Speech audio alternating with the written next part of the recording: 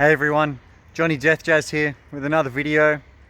This video is going to talk about how I started my training progression, and I'm back at where I started, the Cumberland State Forest.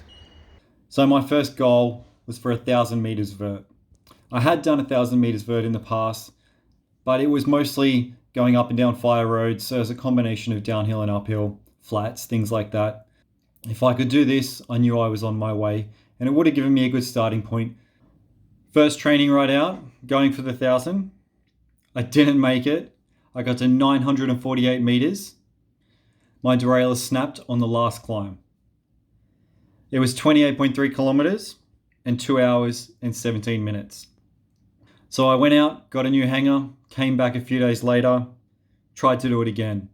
This time I only got to 437 meters before it snapped at the same spot. I knew something was wrong with my drivetrain after this, and I had to replace it. Under load, it was just twisting too much, ripping the hanger out.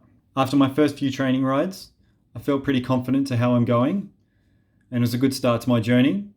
The only problem was now, I didn't actually have a bike, so I had to jump on the enduro bike to keep training. It's 15.5 kilo, 180 mil travel, nuke-proof mega, but my goal was 2,000 meters climbing. It was the same location. I ended up doing the ride 2,020 meters, 63.27 Ks, in 5 hours and 27 minutes. It was pretty tough on the big bike, but I knew if I could do it on the big bike, I could definitely do a lot more on my smaller bike. After that ride, I was pretty happy with my climbing. I just needed to work on some distance. I headed over to the M7 pathway and see what I could do there. Did a test ride out there and got 43 Ks, but then I thought, let's try 100. I went back on the hardtail and I did 100 Ks in 5 hours and 57 minutes. It was definitely the longest ride I'd ever done. I guess I could call it a century. Not really though. It's only 100 kilometers, not 100 miles. But I was really happy with myself. The problems I had on this ride were food.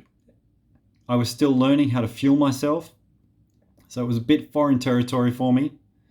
And a storm hit halfway in.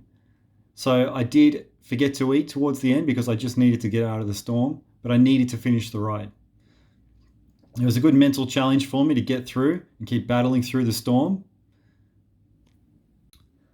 The more hills I climbed, the more hours in the saddle, the more confidence I gained on this hardtail. I knew I could finish this goal. The light was at the end of the tunnel. It was a long way away, but I knew I could do it. But I just needed to find a hill. So I hit all the hills up in my area, trying to find a good hill that could be a potential for the Everest. So I made my way over to Quarry Road Dural. I've rode those fire roads hundreds of times over the many years, and I thought one of these hills is going to be a good place. So I thought the best way to test it is to do a base camp ride.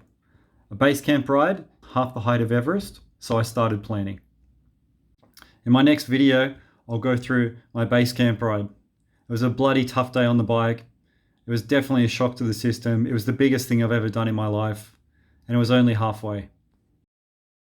And remember, don't sit down, keep pedaling. Don't forget to like and subscribe. Thanks, guys.